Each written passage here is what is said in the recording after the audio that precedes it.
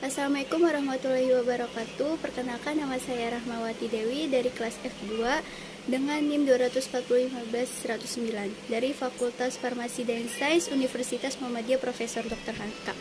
Di video kali ini saya ingin membuat pembuatan simplisia untuk memenuhi tugas saya praktek farmakognosi. Berikut tahap-tahapan pembuatan simplisia. Tahap pertama yaitu pengumpulan bahan baku. Pengumpulan bahan baku dilakukan pada saat pagi hari dari jam 9 sampai dengan jam 11 pada saat proses fotosintesis berlangsung.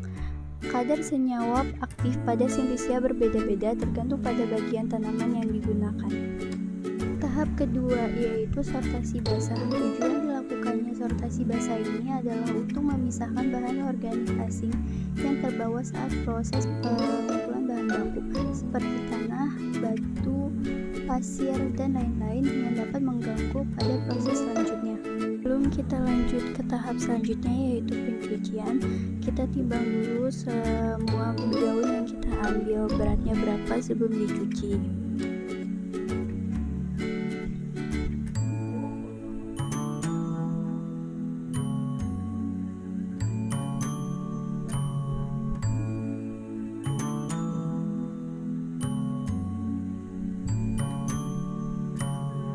Beratnya itu 100 gram.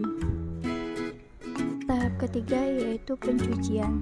Pada proses pencucian ini dilakukan menggunakan air yang mengalir agar air yang membersihkan tanaman yang akan dibuat simplisia selalu baru. Tujuan dilakukan pencucian ini adalah agar lebih membersihkan sisa-sisa bahan organik asing yang masih menempel pada saat sortasi basah. Tahap keempat yaitu perajangan. Tujuan dilakukannya proses perajangan ini adalah untuk memperluas permukaan bagian tanaman yang digunakan agar pada saat proses pengeringan dapat mengering secara merata dan dengan waktu yang cepat.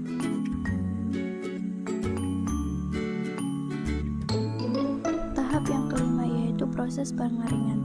Pada proses pengeringan ini menggunakan bantuan sinar matahari. Setelah proses perajangan, bagian tanaman daun dijemur dengan menggunakan kain hitam supaya tidak terkena sinar matahari secara langsung. Tahap yang keenam yaitu sortasi kering. Pada sortasi kering ini memiliki tujuan dan maksud yang hampir sama dengan proses sortasi basah. Namun, pada saat proses sortasi kering ini memisahkan bahan organik asing yang kemungkinan timbul pada proses pemanasan atau pengeringan. Misalnya apabila ada yang gosong atau pengeringan yang tidak merata. Tahap yang ketujuh yaitu proses penggilingan. Apabila simplisia yang digunakan akan dibuat serbuk, maka diperlukan proses penggilingan ini agar mempermudah saat proses ekstraksi apabila akan melakukan pengujian lebih lanjut.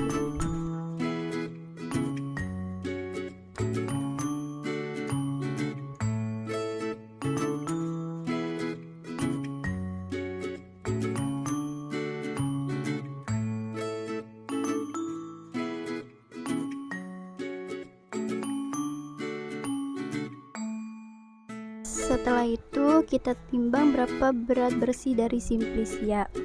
Berat bersihnya yaitu 10 gram.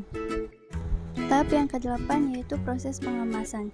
Cara pengemasan simplisia tergantung pada jenis dan tujuan penggunaan pengemasan.